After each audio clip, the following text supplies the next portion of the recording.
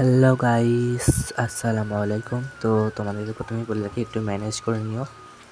তো আমি সকালে 10টার সময় যখন স্কুল পৌঁছাই, সেই তখন থেকে মুষলধারে বৃষ্টি হয়ে চলেছে, ইভেন এখনও হয়ে চলছে। নিশ্চয়ই তোমরা আওয়াজ শুনতে পাচ্ছ।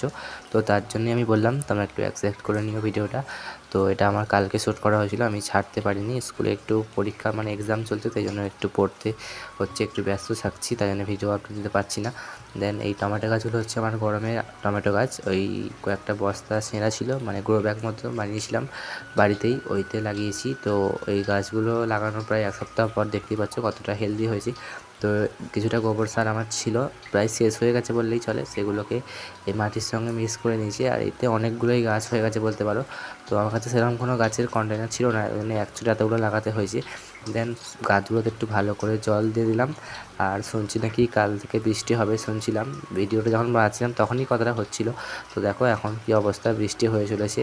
তোমরা নিশ্চয়ই এর আগের ভিডিওতে দেখেছো কী অবস্থা হয়েছে আমার গাছগুলো। আর এটাতে দেখো নতুন কচি বেরিয়েছে, এটা হচ্ছে একটা আতা গাছ। আর কার কার এই গাছটার কথা মনে আছে একটু কমেন্ট করে বলো। মনে পড়ছে এই গাছটার কথা? হ্যাঁ, এটা হচ্ছে সেই কমলা লেবু গাছটা। তো দেখা হচ্ছে নেক্সট ভিডিওয়। সবাই ভালো থেকো, আল্লাহ হাফেজ।